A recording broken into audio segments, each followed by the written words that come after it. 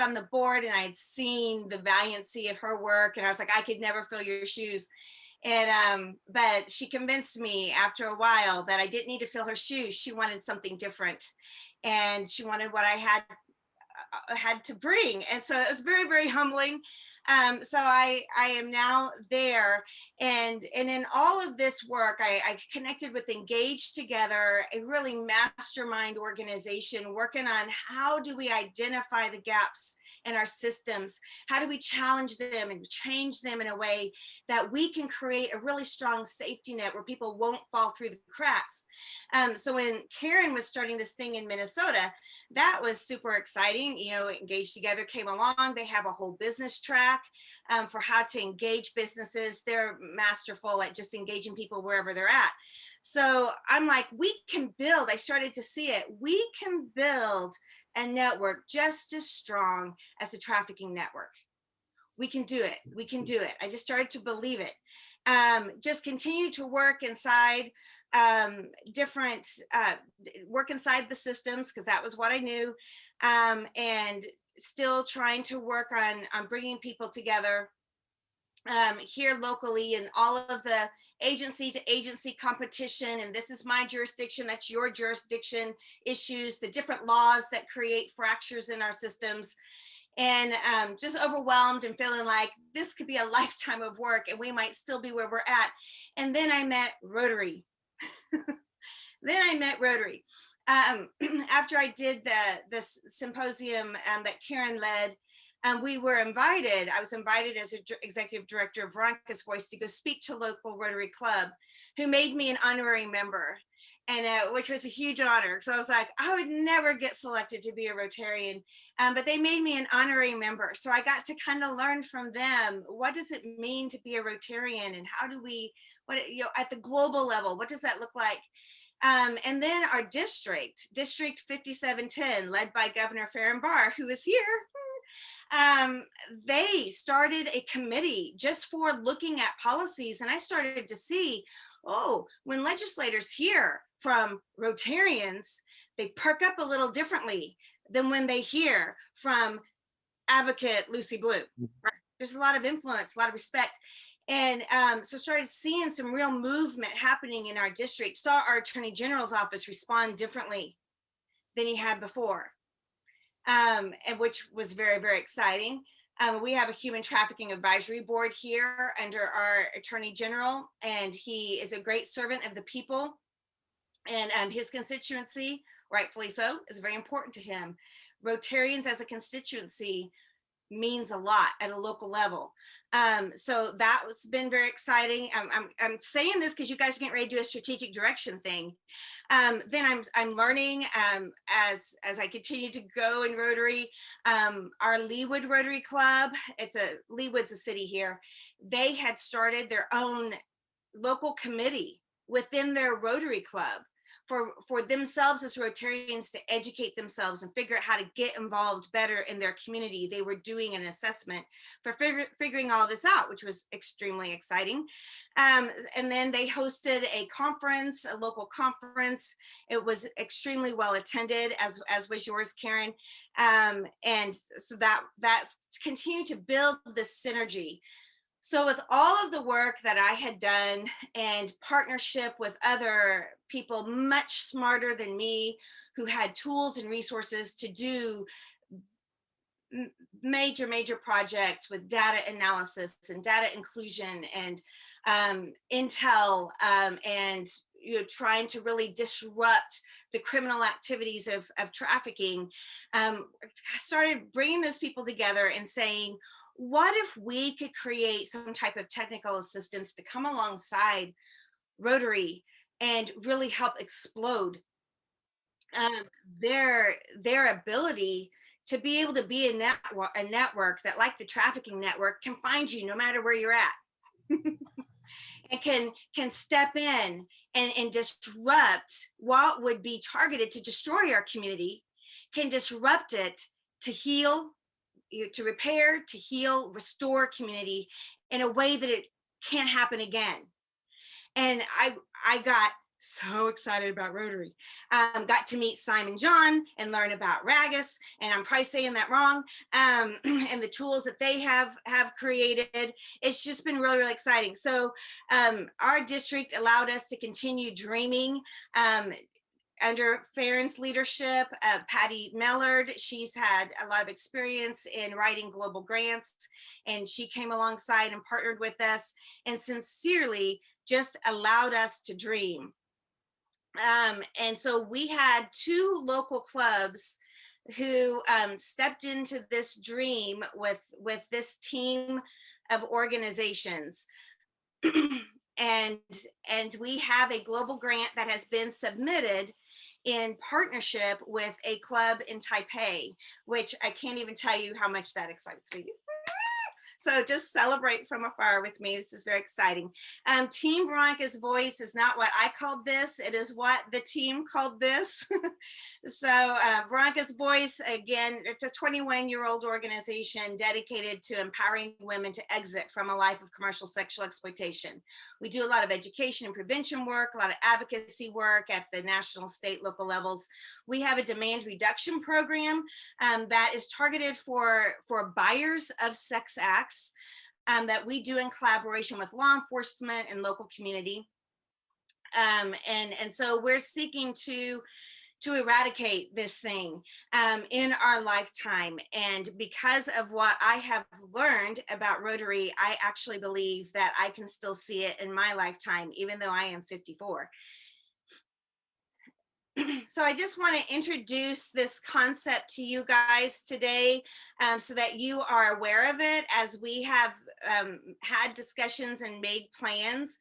We have brought up this club, this very club in Minnesota over and over and over. We are going to be doing this technical assistance virtually. And so, I mean, there is great opportunity to hop in and be part of this. The major players, and I'm sorry I don't have Engage Together's logo on this page because they are a significant part of this. But so Engage Together and their tools, M&A, it's Morris Nelson and Associates. They are the Intel strategist people.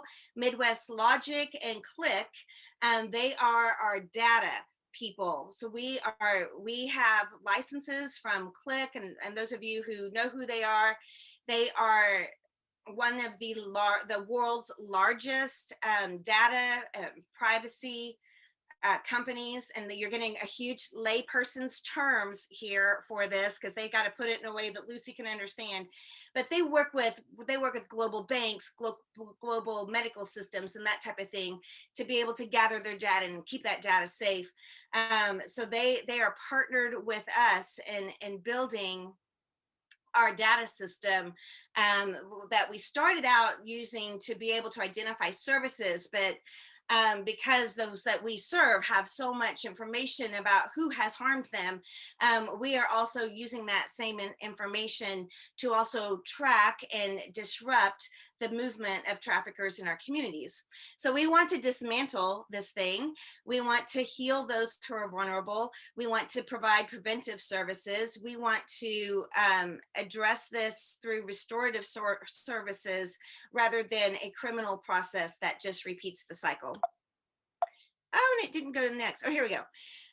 So as you guys are already aware, it is a fact that human trafficking, commercial sexual exploitation, modern forms of slavery are ubiquitous and growing evils in our communities.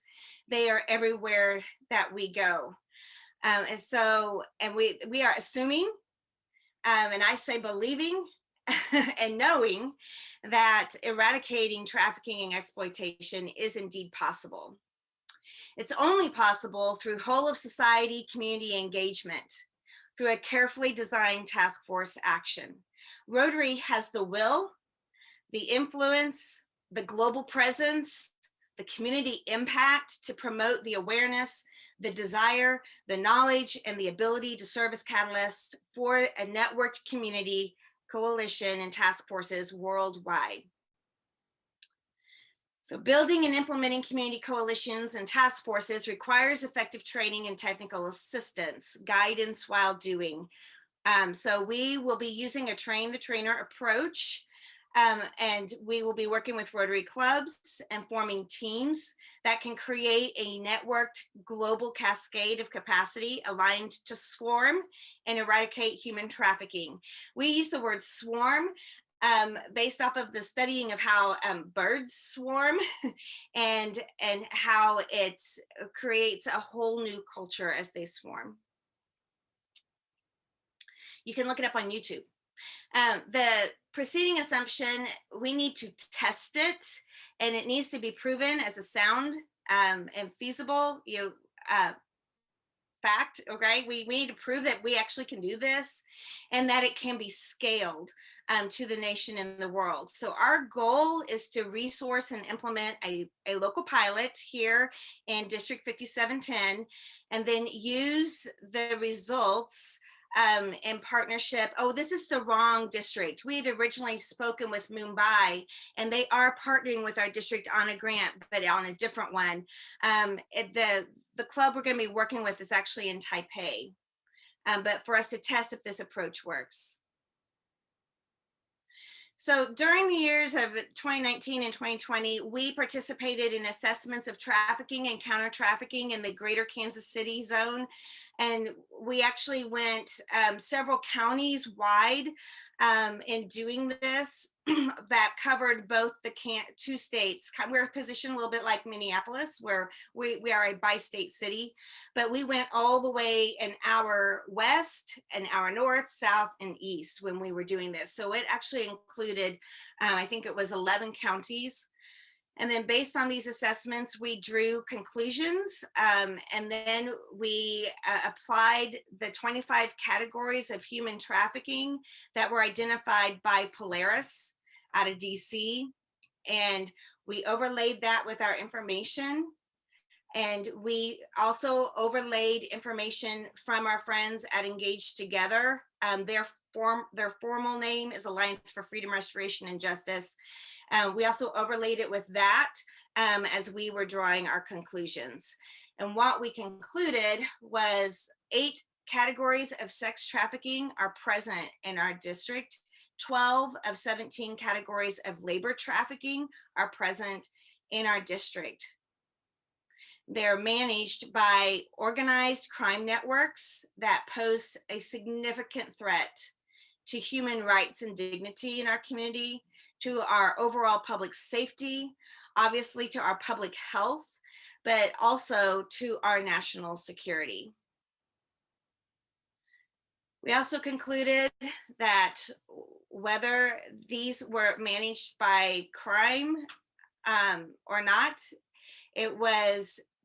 these activities were deeply interwoven with drugs and with gun trafficking.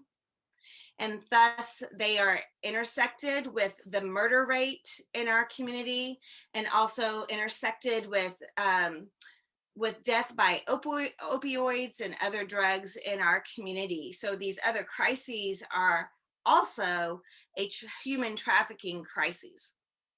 The root causes of the vulnerability exploited by traffickers are adverse childhood experiences that are rooted in abuse, poverty, conflict, toxic culture, and family brokenness.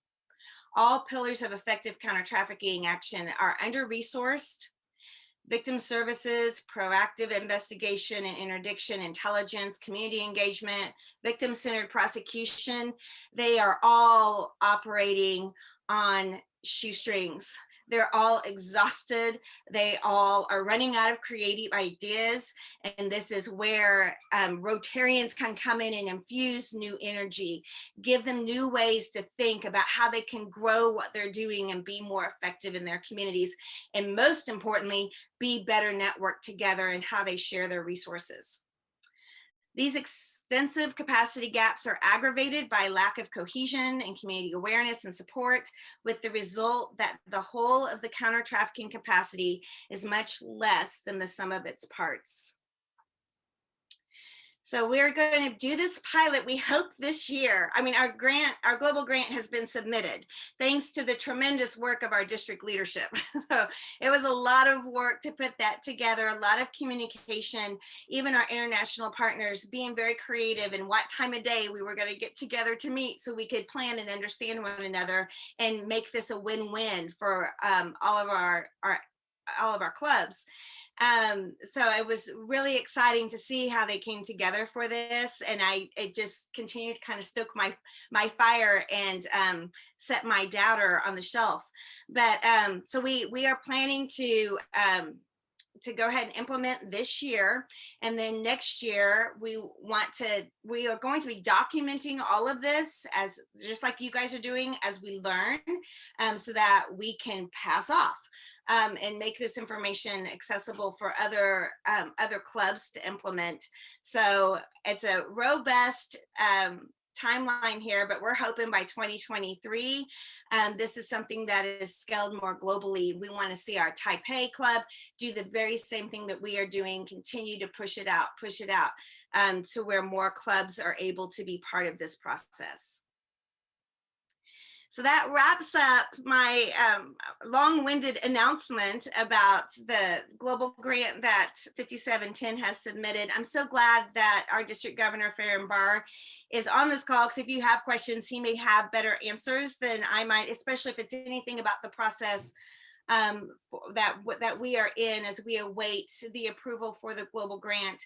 But I do have my email address here, and welcome. And you guys can also find me in the Rotarian database. It's so cool. I mean, like, we can see each other from all around the world in one single database. It is really magnificent and exciting what Rotary has been able to create worldwide, that brings us together for the betterment of our communities, as we just make things better for us and the person across from us. It's really powerful, magnificent, and I think that traffickers beware. Thank you. Thanks, Lucy. And one of the things that Lucy, as we were creating this club, one of the comments of encouragement that Lucy, she wrote to me in an email, and Lucy, I printed it off and I look at it on a regular basis when I get discouraged. Her comment to me was, Karen, this is big business that we're dealing. Human trafficking is big business, and traffickers are well networked. And if we're going to truly end this, we have to be as coordinated and as networked as the traffickers are. And I hold that up, Lucy. So thank you for that. That's so correct and so important, because while Lucy believes that we're going to end human trafficking in her lifetime, I'm not convinced. But as I look at trying to eradicate polio and how long it's taken for polio, but we've got to start. And if we can lay as a legacy, at least have the needle change, even if we don't fully end it in my lifetime, the fact that if I can kind of look back and say, we did a great job and we at least started something and changed the culture, bent the curve, it's powerful. And so thank you, Lucy.